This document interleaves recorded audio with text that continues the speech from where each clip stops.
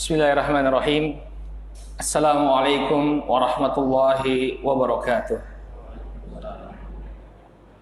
Innal hamdalillah nahmaduhu wa nasta'inuhu wa nastaghfiruh wa na'udzu billahi min shururi anfusina wa min sayyiati a'malina. May yahdihillahu fala mudilla lahu wa may yudlil fala hadiya lahu. Ashhadu an la ilaha illallah wahdahu la syarika lahu wa ashhadu anna Muhammadan abduhu wa rasuluh. Allahumma salli wa sallim ala nabiyyina Muhammad wa ala alihi wa sahbihi wa man ittaba'a hudahu ila yaumiddin, amma ba'd. Bapak dan ibu-ibu kaum muslimin wal muslimat rahimani wa rahimakumullah. Alhamdulillah, puji dan syukur kita panjatkan kepada Allah Subhanahu wa taala atas segala nikmat yang telah Allah Subhanahu wa taala anugerahkan kepada kita semua, sehingga di malam hari ini kembali kita berkumpul di masjid yang kita cintai ini untuk melanjutkan pelajaran kita membahas perjalanan hidup junjungan kita Nabi Muhammad sallallahu alaihi wa ala alihi wasallam. Pada pertemuan yang terakhir, barakallahu fiikum, kita telah sebutkan bagaimana upaya kaum musyrikin untuk menghadang dakwah Nabi sallallahu alaihi wasallam. Di antaranya mereka berkonsultasi kepada orang-orang Yahudi bagaimana caranya untuk menguji Nabi alaihissalam. Maka orang-orang Yahudi menyuruh mereka untuk bertanya tentang 3 pertanyaan, yaitu tentang Ashabul Kahfi, kemudian tentang Dzulqarnain, dan juga tentang Ar-Ruh. Dan ketiga pertanyaan ini dijawab oleh Nabi Shallallahu Alaihi Wasallam, kecuali pertanyaan tentang Ruh, yang kemudian beliau menyerahkan perkaranya kepada Allah Subhanahu wa taala. Kemudian juga telah kita sebutkan bahwa di antara upaya kaum musyrikin untuk menghentikan dakwah Nabi alaihissalam adalah mereka meminta agar Abu Thalib, paman beliau, menyerahkan Rasul sallallahu alaihi wasallam kepada kaum musyrikin. Namun Abu Thalib tidak mau untuk menyerahkan beliau, maka kaum musyrikin pun sepakat untuk melakukan pemboikotan kepada keluarga besarnya Rasul sallallahu alaihi wasallam, yaitu Bani Hashim yang diikuti dengan Bani Al-Muttalib.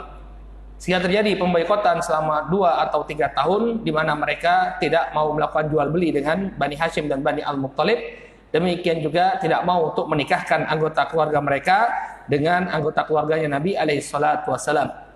Dan kemudian pemboikotan itu berakhir ketika ada sebagian dari orang-orang Quraisy yang tidak setuju dengan pemboikotan tersebut. Lalu berakhirlah pemboikotan tadi. Akhirnya keluarga besarnya Nabi SAW dari Bani Hashim dan Bani Al-Muttalib kembali ke kota Makkah dan hidup secara biasa. Baik, nah pasca pemboikotan ya, atau sebelumnya kita jelaskan tema kita di malam hari ini adalah tahun kesedihan. Dalam bahasa Arabnya Amul Huzn. Ya. Nah, perlu kita jelaskan bahwa ini adalah istilah yang populer di kalangan para ulama. Mereka menamakan tahun ini dengan tahun kesedihan. Kenapa? Karena Nabi Shallallahu Alaihi Wasallam ditinggalkan oleh 2 orang yang sangat beliau cintai. Yang pertama adalah paman beliau, Abu Thalib, orang yang senantiasa berada di belakang Nabi Shallallahu Alaihi Wasallam, membela Nabi Shallallahu Alaihi Wasallam dari gangguan orang-orang Quraisy. Kemudian yang kedua adalah Khadijah radhiyallahu taala anha, istri beliau dan termasuk orang yang pertama masuk Islam dan selalu mendukung Rasul Shallallahu Alaihi Wasallam. Inilah yang menjadi penyebab mengapa para ulama menyebut tahun kematian 2 orang tokoh yang berada di belakang Nabi Shallallahu Alaihi Wasallam ini dengan tahun kesedihan. Namun perlu juga kita sampaikan bahwa sebagian ulama mengkritik penyebutan tahun kesedihan ini. Di antara sebab-sebab yang mereka kemukakan, yang pertama bahwa tidak ada dalil yang sharih, dalil yang sahih yang menyebutkan bahwa tahun ini adalah tahun kesedihan. Ya. Kemudian sebab yang kedua, ya, bahwa penamaan tahun kesedihan ini tidak kita dapati dari kitab-kitab sirah terdahulu yang ditulis oleh ulama-ulama al-mutaqaddimun seperti sirah Ibnu Ishaq, kemudian sirah Ibnu Hisham. Tidak ada penyebutan Amul Huzn, ya, tahun kesedihan. Kemudian yang ketiga, perkara yang ketiga, bahwa ada hal-hal yang lebih membuat Rasul Shallallahu Alaihi Wasallam sedih. Ya, jadi memang betul Nabi bersedih dengan wafatnya paman dan juga istri beliau. Tapi di sana ternyata Nabi SAW pernah ditanya oleh Aisyah radhiyallahu taala anha, istri beliau, tentang apa perkara yang membuat beliau bersedih. Di antaranya adalah wafatnya wafatnya banyak para sahabat di perang Uhud. Ya, beliau kehilangan 70 orang sahabat di perang Uhud. Ini beliau sedih. Kemudian juga dalam peristiwa Taif, ketika beliau dilempari ya oleh orang-orang ya, di mana beliau sudah mencoba untuk berdakwah kepada mereka, kemudian malah dilempari. Nah, ini juga membuat beliau sedih. Nanti kita akan jelaskan juga peristiwa Taif itu. Demikian juga yang membuat beliau bersedih adalah pembunuhan para sahabat yang diutus untuk berdakwah ke Bani Sulaim. Jadi ada sebagian orang yang meminta agar Nabi Shallallahu Alaihi Wasallam mengirimkan para sahabat beliau untuk mengajarkan Al-Quran. Tapi sampai di sana malah dibantai. Sehingga Nabi SAW sangat sedih, sehingga beliau membaca kunut nazilah ketika itu. Nah, jadi Nabi itu ketika ditanya apa yang membuat beliau sedih, beliau tidak pernah mengungkapkan bahwa yang paling membuat aku sedih adalah kematian Abu Thalib atau wafatnya Khadijah.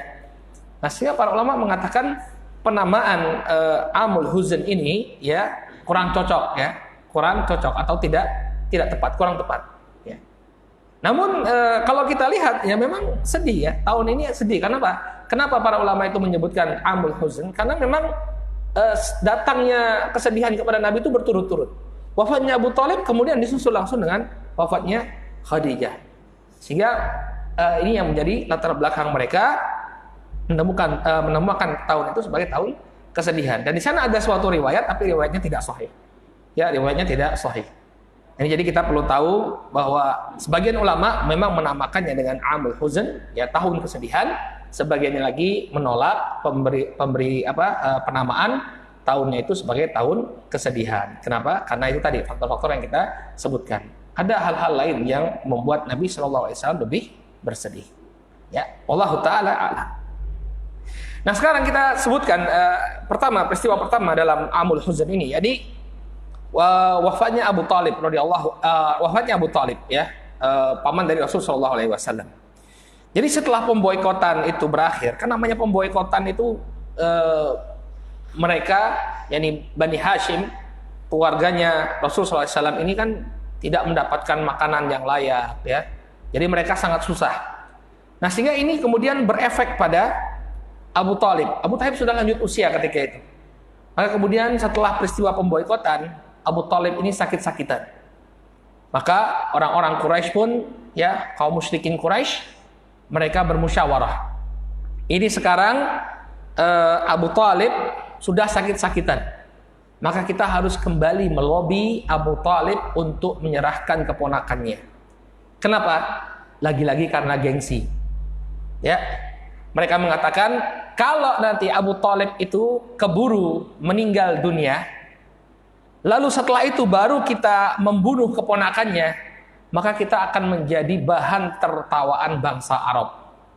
Berarti selama ini kalian itu hanya takut kepada Abu Thalib, baru berani ketika Abu Thalib meninggal.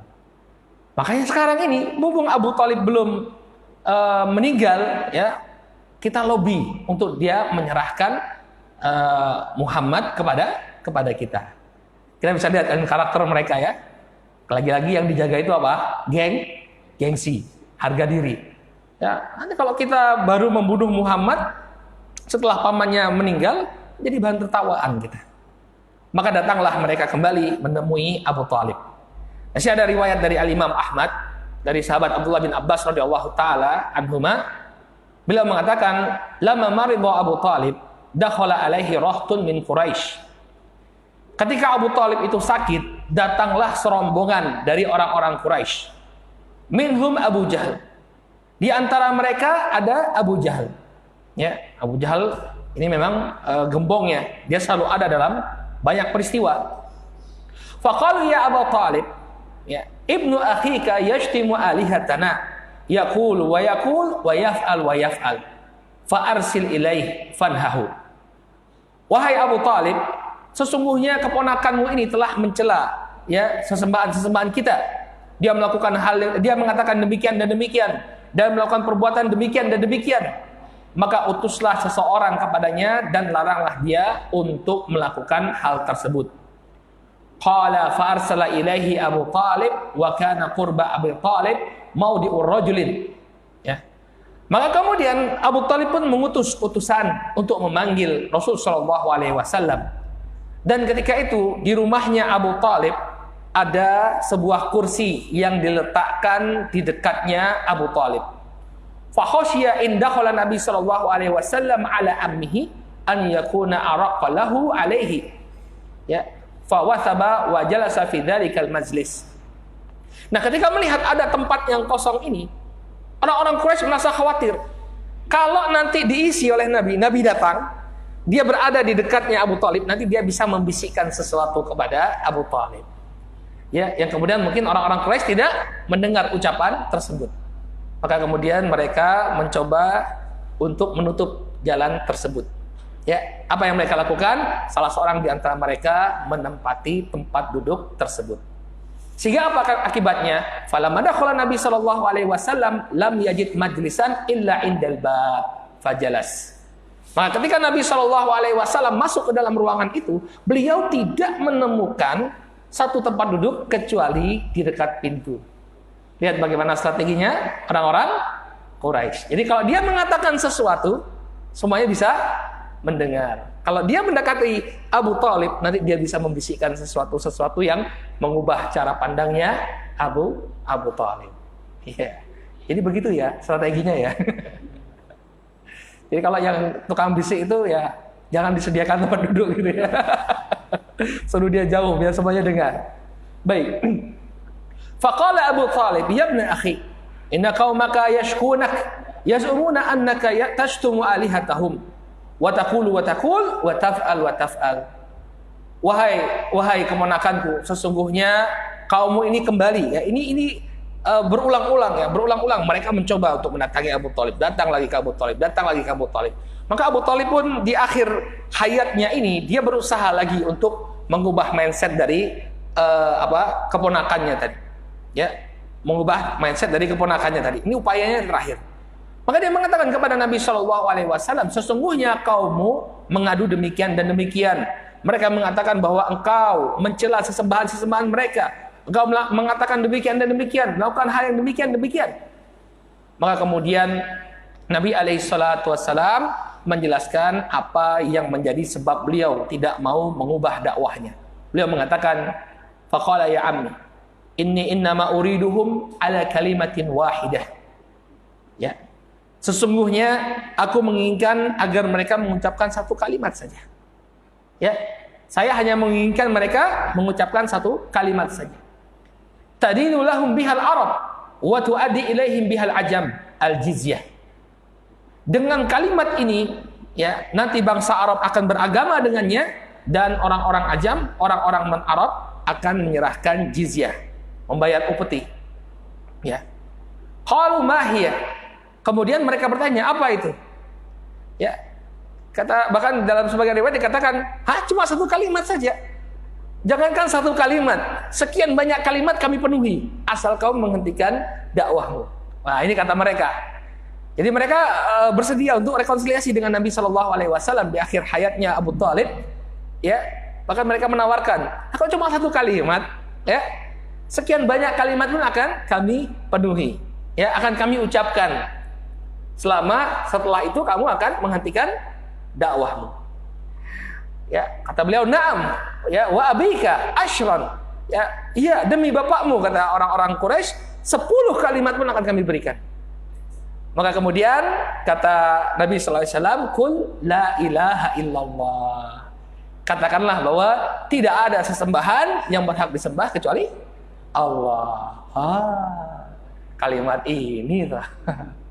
Ya, kalimat yang memberikan konsekuensi tidak boleh lagi menyembah berhala-berhala yang mereka sembah. Faqamu, maka kemudian ya mereka berdiri wa hum yanfuduna thiyabahum, kemudian mereka melepaskan jubah-jubah mereka, kemudian mengatakan aja'ala alihata ilahan wahidan inna hadza la syai'un ujab. Apakah dia ini ingin menjadikan sesembahan yang banyak itu jadi sesembahan satu saja? Sesungguhnya ini adalah ucapan yang sangat mengherankan. Ya, akhirnya yang tadinya mengatakan jangankan satu kalimat, 10 kalimat kami ucapkan, ternyata satu kalimat itu adalah la ilaha illallah. Mereka tidak mau mengucapkannya. Ya, maka jangan gampang memberikan janji. Ya. Ternyata tidak mau untuk mengucapkannya. Ya, jadi akhirnya ya udah ya, mereka tetap mendesak Abu Thalib, ya. Akhirnya desakan mereka kepada Abu Thalib tidak berhasil. Rasulullah SAW tetap bersikukuh. Nah, ini pentingnya ya menjaga prinsip ya. Nabi SAW tidak berpaling sedikit pun dari dakwahnya kepada tauhid. Ya, walaupun itu mendapatkan tentangan, walaupun itu kan kalau kita berpikir ya, dalam keadaan yang seperti ini, pamannya udah sakit, kemudian meninggal dunia, kan akan muncul prediksi-prediksi. Oh, nanti kalau setelah paman meninggal gak ada lagi yang melindungi saya, ya udahlah kita kompromistis dengan mereka. Ya udah kita damai dulu, rekonsiliasi. Tapi enggak. Nabi SAW tetap bersikeras. Ya, kalau kalian mau aku menghentikan ini, ucapkan la ilaha illallah, selesai masalah. Tapi tetap mereka tidak mau mengatakannya. Baik. Nah, kemudian usaha mereka, ketika itu Abu Thalib akan menjelang dia meninggal dunia, Nabi SAW berusaha untuk mengajak pamannya itu untuk masuk Islam. Nah, di sini kita bisa melihat demikian kerasnya upaya Nabi SAW dalam berdakwah. Sampai ketika pamannya ini akan menghembuskan nafasnya yang terakhir, Nabi tetap mengharapkan pamannya masuk Islam. Nah, seperti itulah kita. Kalau kita memiliki saudara, ya, orang-orang yang kita cintai yang mungkin belum Allah berikan hidayah ke dalam Islam, coba di akhir-akhir kehidupannya, terus kita dakwah sampai di akhir kehidupannya. Ya, anak pernah punya cerita. Ya. Ini bukan agar kita bisa mengambil ibrah ya.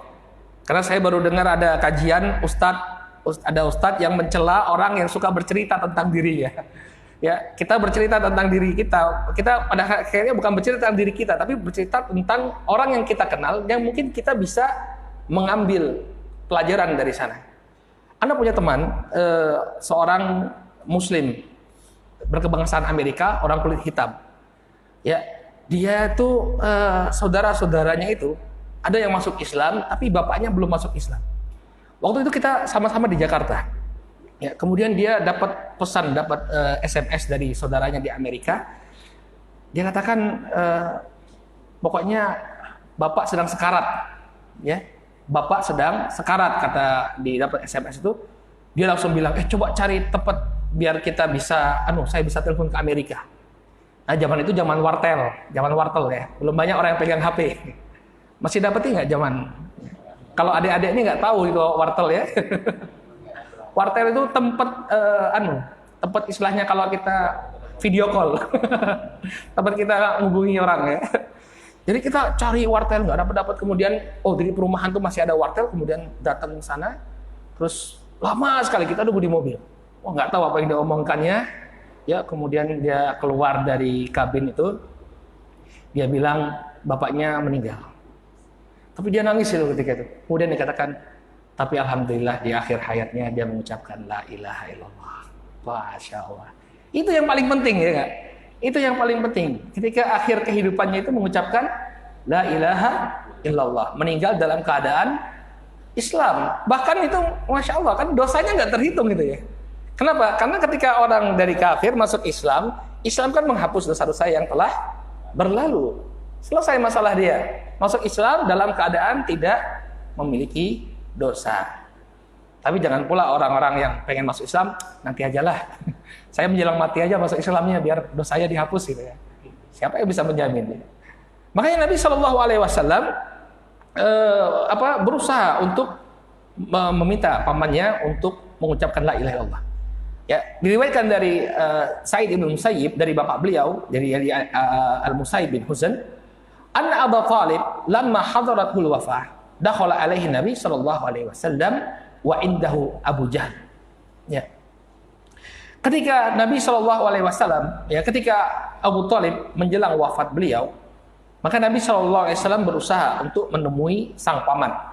Wa indahu Abu Jahal, dan di sisi Abu Talib ada Abu Jahal, ya. Dan juga ada Abdullah bin Umayyah. Ya, ada dua orang yang ketika itu juga menemani Abu Talib, yakni Abu Jahal dan Abdullah bin Umayyah. Kemudian Nabi SAW mengatakan, "Ai ammi, qul la ilaha illallah, kalimatan uhajju laka biha indallah." Wahai pamanku, ucapkanlah la ilaha illallah, suatu kalimat yang aku akan pakai untuk membelamu nanti di hadapan Allah Subhanahu wa taala. Ya.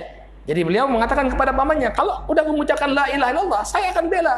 Saya bisa punya hujah di hadapan Allah. Jangan disiksa. Kenapa? Di akhir ayatnya dia sudah mengucapkan la ilaha illallah. Dalam sebuah hadis yang sahih, Nabi SAW mengatakan, "Man kana akhiru kalamihi la ilaha illallah, dakhalal jannah." Barang siapa yang akhir kehidupannya itu dia mengucapkan la ilaha illallah, maka dia akan masuk surga.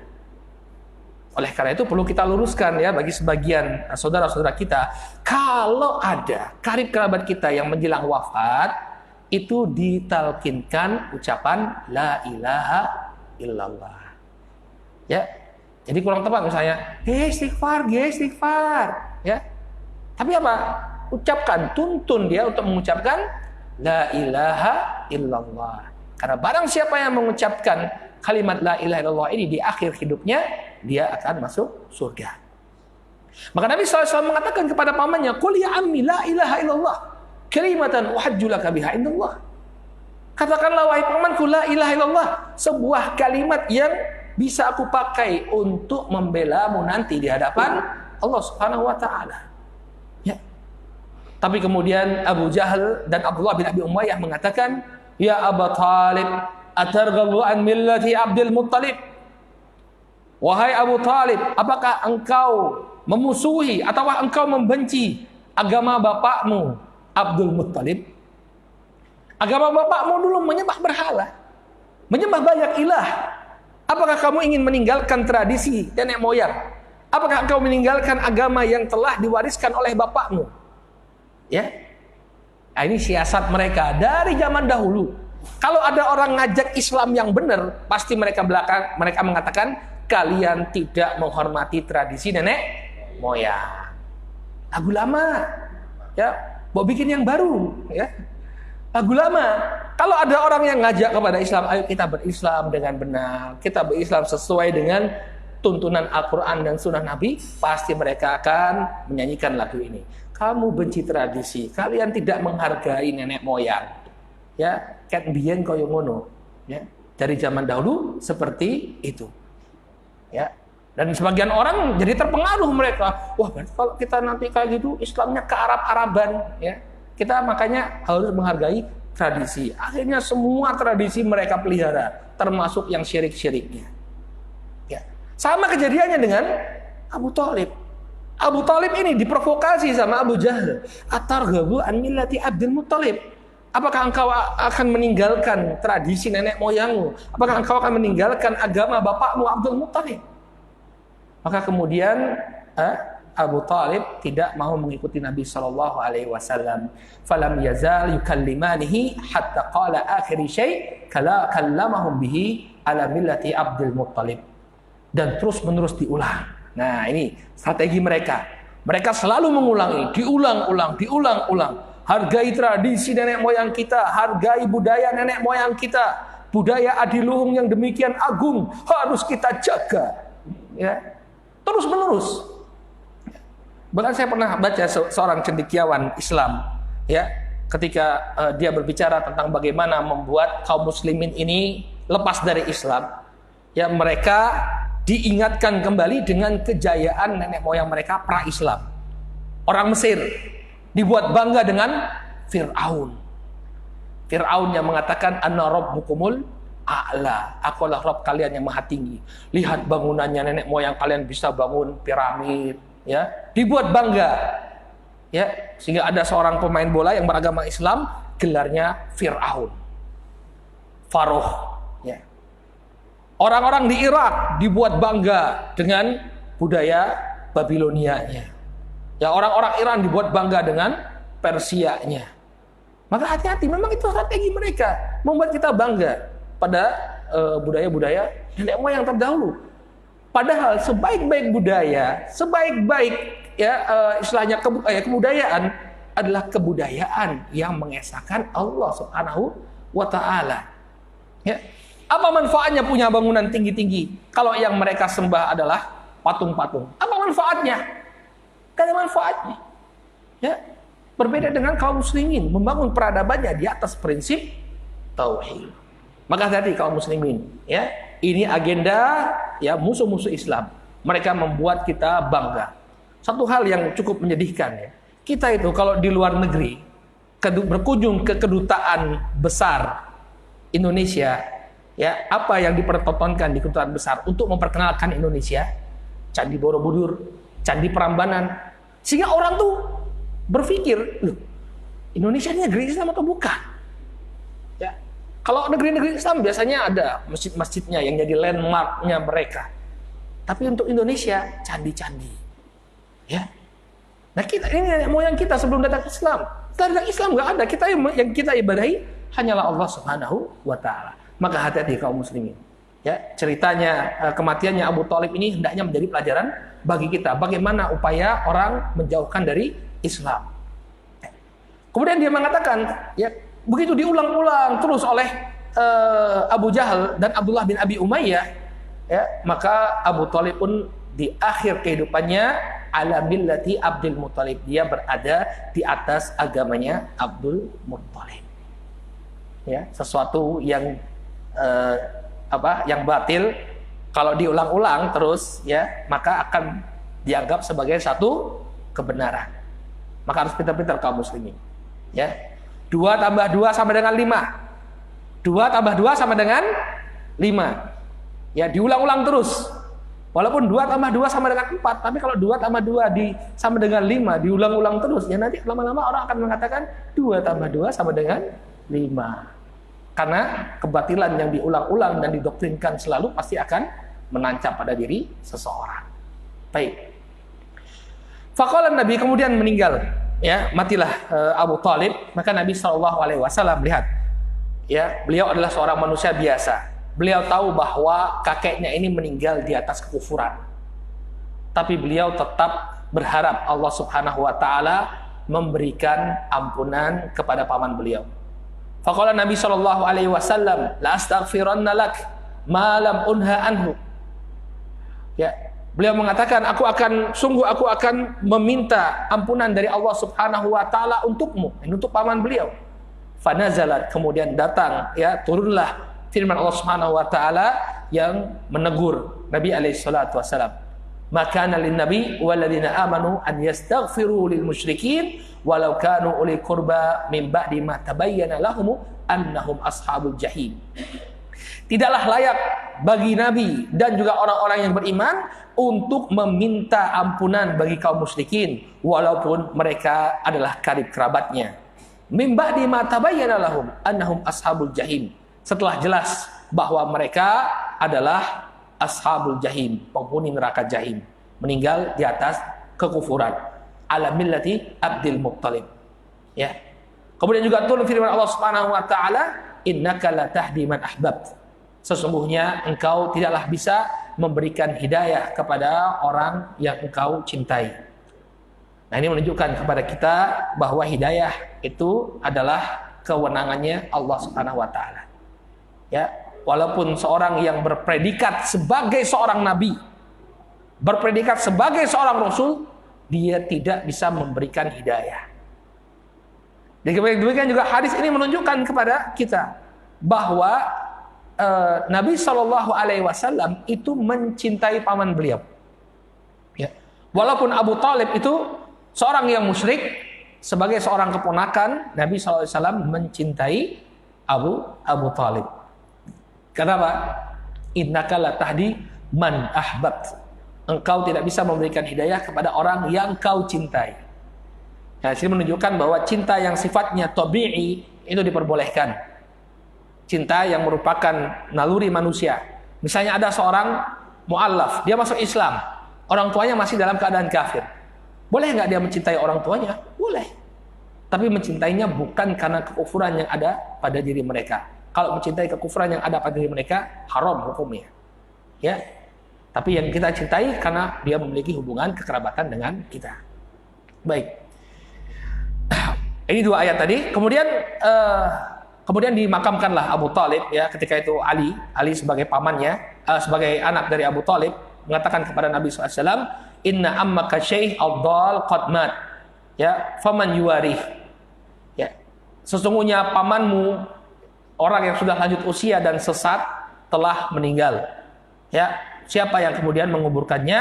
Maka kemudian Ali bin Abi Thalib diperintahkan oleh Nabi SAW untuk menguburkan siapa? Bapak beliau. Ini siapa? Abu Thalib. Ini menunjukkan bahwa boleh kaum muslimin untuk menguburkan orang kafir. Yang tidak boleh adalah mengikuti ritual-ritual agama yang mereka lakukan. Ya, misalnya ada saudara kita dari orang-orang Nasrani yang meninggal dunia, maka tidak mengapa kita ikut menguburkan. Tapi kalau misalnya ada ritual-ritual keagamaan mereka, ada misa kematian atau yang semisalnya, maka tidak boleh mengikutinya. Baik. Nah, kemudian Nabi SAW diminta oleh Abbas, ya, Abbas paman beliau. Jadi Abbas dan Abu Thalib ini kakak adik. Maka Abbas mengatakan kepada Nabi SAW, wahai Muhammad, wahai Rasul, ya, sesungguhnya pamanmu ini telah banyak berbuat jasa kepadamu. Tidakkah engkau melakukan sesuatu untuk pamanmu ini, membalas budi yang telah dia berikan? Maka kemudian Nabi SAW mengatakan, huwa fi dahdahin minan nar walaula ana lakana fi darkil asfali minan nar. Ya, kata Rasulullah SAW, tentu aku tidak melupakan jasa-jasanya. Abu Thalib ini berada di neraka yang paling atas. Ya, kalau bukan karena aku, maka dia akan berada di neraka yang paling dalam, fidarkil asfali minan nar. Ya, karena kekufurannya, karena kesyirikannya, dia akan berada di dalam neraka yang paling dalam. Tapi karena aku meminta kepada Allah Subhanahu wa taala karena syafaatku, maka dia tidak disiksa di neraka yang paling dalam. Baik. Demikian juga dalam hadisnya dari Abu Sa'id Al-Khudri radhiyallahu taala anhu, Nabi SAW pernah bercerita tentang paman beliau ini, la'allahu tanfa'u syafaati. Ya, mudah-mudahan syafaatku atas diri pamanku ini bermanfaat yaumal qiyamah. Fayuj'al fi dhahdahin minan nar yablughu ka'baihi yaghli minhu dimaghuh. Ya, semoga syafaatku akan bermanfaat bagi pamanku. Dengan syafaatku, maka dia berada di neraka, di mana neraka itu mencapai kedua kakinya, kemudian otaknya ini mendidih. Jadi ini siksaan yang paling ringan, ya, bagi orang-orang kafir dan musyrik di neraka jahanam. Ya, ini siksaan yang paling ringan bagi orang-orang kafir yang diberikan oleh Allah Subhanahu wa taala kepada Abu Thalib setelah syafaatnya Nabi alaihi salatu wassalam, ya. Maka demikianlah kisah wafatnya Abu Thalib, paman dari Nabi alaihi salatu wassalam. Oh, masih ada waktu? Ya, kita akan coba ambil beberapa pelajaran, soalnya sudah terdengar suara adzan, ya. Kita ambil beberapa pelajaran dari kisah ini. Yang pertama, kisah ini menunjukkan keagungan la ilaha illallah. Karena Nabi SAW, ya, ketika meminta agar kaum musyrikin mengucapkan satu kalimat, yakni la ilaha illallah, beliau menjanjikan bahwa dengan kalimat ini, ya, orang-orang Arab akan takluk, bahkan orang-orang Ajam akan menunaikan jizyah, membayar jizyah, upeti, ya, kepada orang-orang yang memegang la ilaha illallah. Jadi inti dari perjuangan kita, kalau kita ingin ditolong oleh Allah Subhanahu wa taala, adalah menegakkan la ilaha illallah. Jadi bukan tujuan kita adalah untuk memenangkan satu kaum, ya, memenangkan satu kelompok, tidak. Tapi inti perjuangan kita adalah menegakkan la ilaha illallah, kalimatut tauhid. Ya, maka dengan ini Allah Subhanahu wa taala akan berikan pertolongan dan kejayaan bagi kita. Kemudian yang kedua, bahwa hidayah berada di tangan Allah. Bahkan Rasulullah Shallallahu alaihi wasallam tidak bisa memberikannya kepada pamannya. Jadi kalau panjenengan memiliki anggota keluarga, sudah pernah kita dakwahi, sudah luar biasa kita berbuat baik kepadanya, namun tidak memalingkan dia dari kekufuran, ya jangan kemudian bingung. Nabi saja tidak bisa memberikan hidayah kepada paman beliau. Kemudian kisah ini juga menjadi bantahan bagi orang-orang liberal yang ketika melihat ada orang yang baik, ya masa sih orang sebaik ini masuk neraka? Ada orang yang mengatakan, ya, ketika melihat Mother Teresa. Mother Teresa ini suster Katolik yang banyak membantu orang-orang miskin di Calcutta, India. Nah kemudian di antara mereka mengatakan, masa orang sebaik Mother Teresa ini masuk neraka? Ya, ada dulu orang liberal di Jogja ini, ya, Ahmad Wahib namanya. Ya, dia mengatakan dia berteman dengan seorang pastor Katolik, ya, di Kesarana Dharma. Kemudian banyak sekali pasturnya. Dia mengatakan nggak mungkin lah orang ini masuk neraka. Masa masuk neraka? Maka bandingkan dengan Abu Thalib. Abu Thalib inilah yang membela Nabi kita, yang pasang badan, yang rela sampai kemudian diboikot selama 2 tahun demi mempertahankan keponakannya. Tapi kalau dia tidak mau masuk Islam, maka tetap masuk neraka. Ini jawaban kita. Kalau mereka mengatakan masa orang sebaik ini, ya, istilahnya orang nggak punya kunci surganya. Sebaik apapun nggak punya kunci surganya. Ya, seperti orang yang nggak lulus ujian, ya nggak berhak dapat ijazah, ya nggak. Walaupun dia sudah kuliah bertahun-tahun. Saya kuliah di UGM 20 tahun misalnya, tapi nggak ada yang 20 tahun nggak?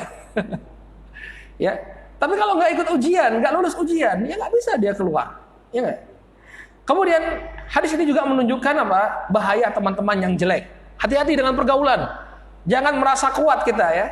Udah kita teman dengan teman-teman yang jelek, ya. Maka banyak orang yang bermaksud baik, dia justru mengikuti arus pergaulan yang jelek. Ya, seperti Abu Thalib ini sudah berusaha dilobi oleh keponakannya, tapi karena teman-temannya yang jelek ini terus-menerus mempengaruhi dia, akhirnya tidak jadi mendapatkan hidayah. Maka hati-hati dengan teman-teman yang jelek. Nah kemudian fanatisme yang kelima, fanatisme golongan menyebabkan seseorang celaka dan juga menunjukkan bahaya taklid kepada tradisi yang menyimpang.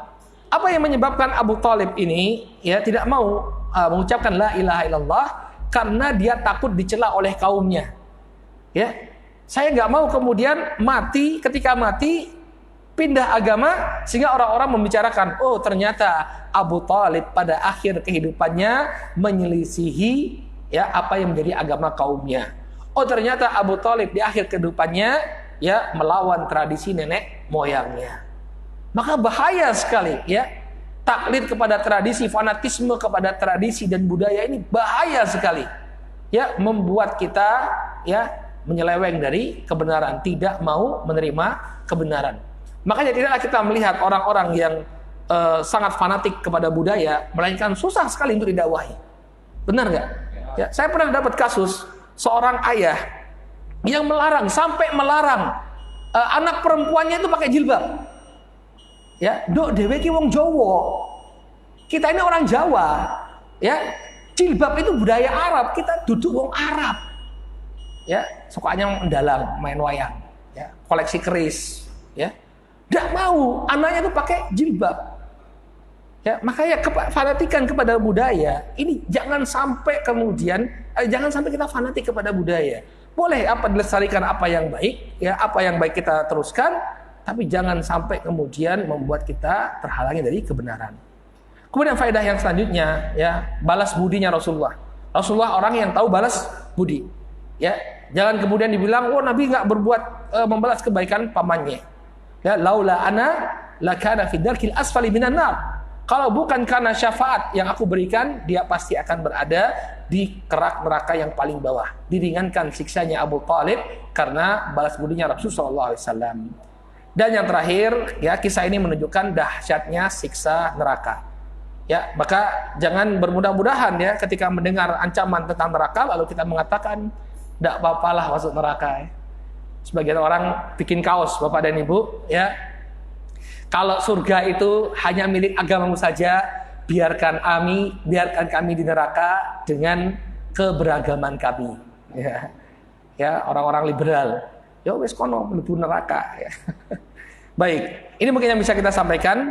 Insya Allah pada pertemuan yang akan datang kita akan bahas fragmen kedua dari tahun kesedihan ini, yakni wafatnya Khadijah radhiyallahu taala anha, dan dilanjutkan dengan dakwah Nabi sallallahu alaihi wasallam. Alam bisawab. Subhanakallahumma wa bihamdika asyhadu an la ilaha illa anta astaghfiruka wa atubu ilaik. Assalamualaikum warahmatullahi wabarakatuh.